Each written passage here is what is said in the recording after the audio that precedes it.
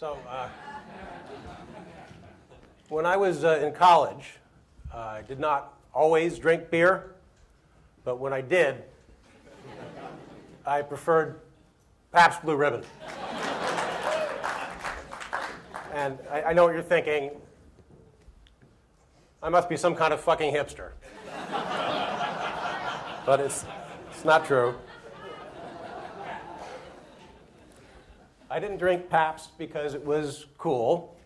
I didn't drink it because it was acknowledged the best of its class, as the company claimed in 1911, or because it was blended and therefore splendid, as Pabst ads in the 40s bragged.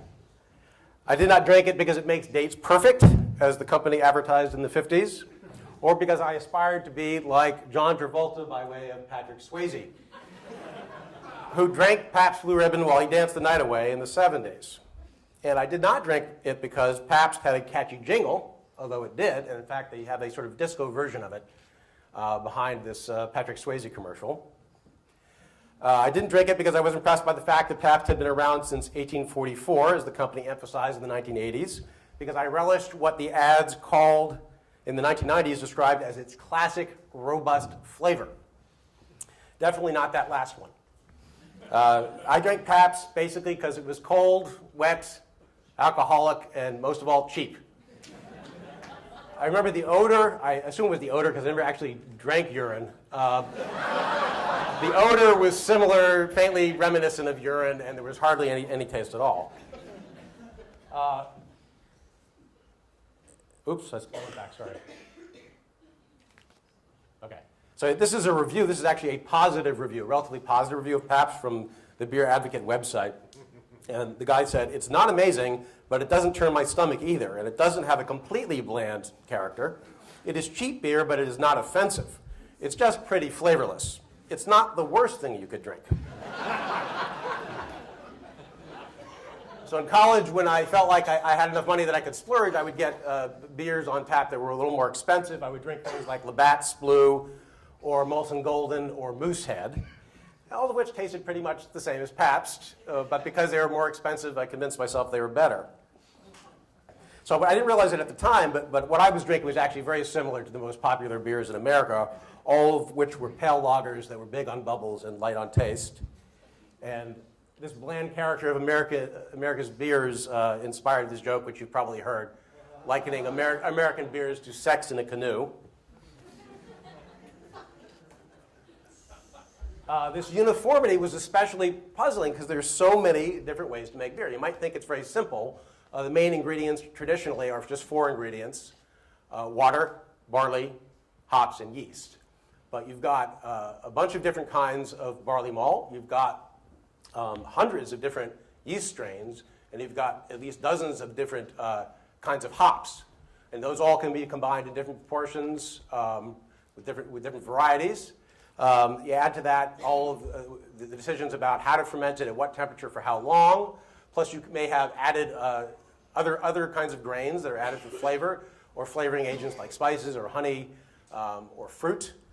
So very quickly, you see how you can get, this is just sort of bouncing ahead randomly. Okay. Over the years, the tinkering with beer recipes has produced over 100 distinct styles. So it really is amazing that for most of the 20th century, the American market was almost completely dominated by basically one style. That was already changing even while I was sitting in a bar in Ithaca drinking Pabst Blue Ribbon with my friends. In the 1980s, a craft beer movement with roots in home brewing really took off with the establishment of the first commercially successful microbreweries. It was driven by self-taught brewers who were dissatisfied with the existing beer choices and convinced they could do better. An early progenitor of the craft beer renaissance was Fritz Maytag. He was an heir to the Maytag appliance fortune, and he bought this old brewery in the late 60s in San Francisco, the Steam Beer Brewing Company, which at that point was about to close. For years and years, it had produced really awful beer, and the only thing it had going for it was basically local pride. And he decided that he would reformulate this beer, and he was thinking people want something different. He saw that consumers were shelling out extra money for imports. He thought, if he reformulated it, there might be a market for that. It took years. He had to study how to do this. He eventually relaunched it, and it became successful. It tasted notably different from the other beers that were on the market, and it's still a going concern 42 years later. Jack McAuliffe was in the Navy. He was stationed in Scotland servicing submarines back in the 60s, and he really developed a taste for English ales, which he's interested him so much that he started home brewing. He started reading about how to brew. When he came back to the US, he took a regular job. He finished school, had a job as an engineer, but he kept thinking about beer. And in 1977, he opened the New Albion Brewing Company, which was the first new microbrewery. It was successful in the sense that all of his products were instantly snapped up by local customers. But he was never able to develop the sort of scale you would need to stay in business to make a go of it. But he was still an inspiration to other people who came later because they saw that you could actually do this. And he took an old warehouse outside of Sonoma, and he literally put the equipment for it together from secondhand parts that he assembled all himself. And he really, for 5 years, he was making very good beer and selling it. And he also helped to launch the craft beer movement in the sense that he lobbied the California legislature to legalize the sale of beer directly from brewers to consumers. So we have brew pubs now that were a big part of the craft beer movement. He made that possible by getting it legalized. Ken Grossman, he grew up in suburban Los Angeles, and he had a friend whose father was a home brewer, and he used to watch this process and assist in it. And while he was still in junior high school, he started brewing his own beer in the basement. He joined a local home brewing club.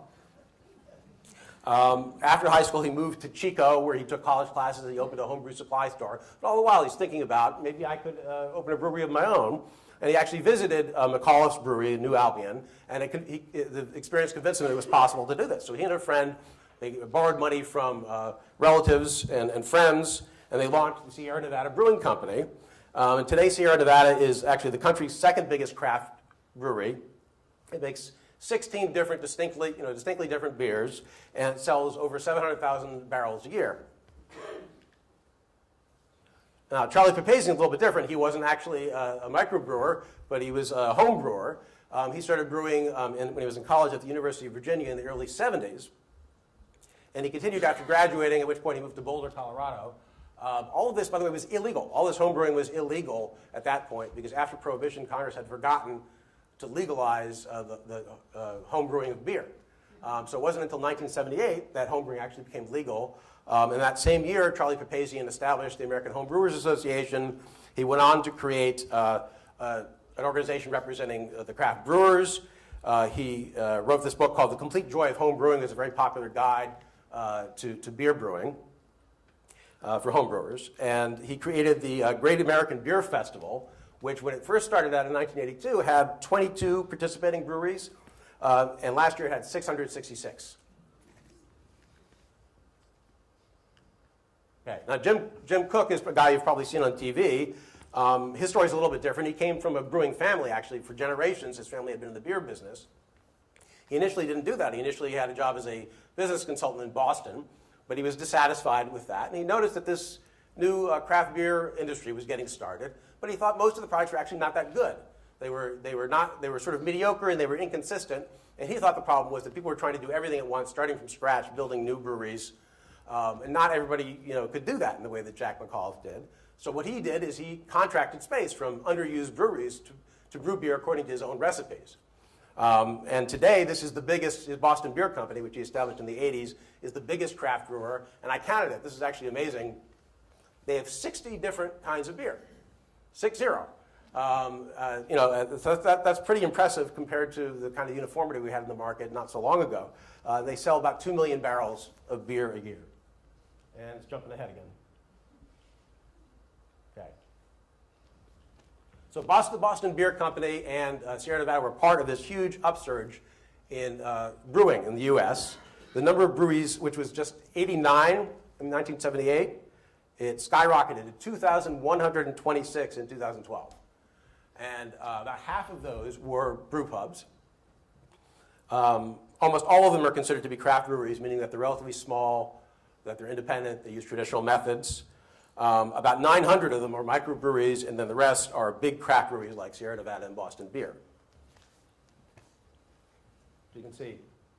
And in terms of beer sales, the overall market has been flat in recent years, but the craft segment of it has been growing substantially. So I got out of college. When I graduated, it was right in the middle of the first wave of the craft beer revolution. I'm still thinking of beer as the stuff that I drank in college, but I started to discover new styles at places like Cooper's, which you may have seen on The Office. It's in Scranton, Pennsylvania. They have 400 different beers on their menu. And this place called Father's Office in Santa Monica, which is a bar specializing in craft brews on tap. And I discovered that, contrary to what I thought in my dark days of Pabst guzzling, that I actually like beer. I'm so excited about that. Now I fucked up because this is, okay.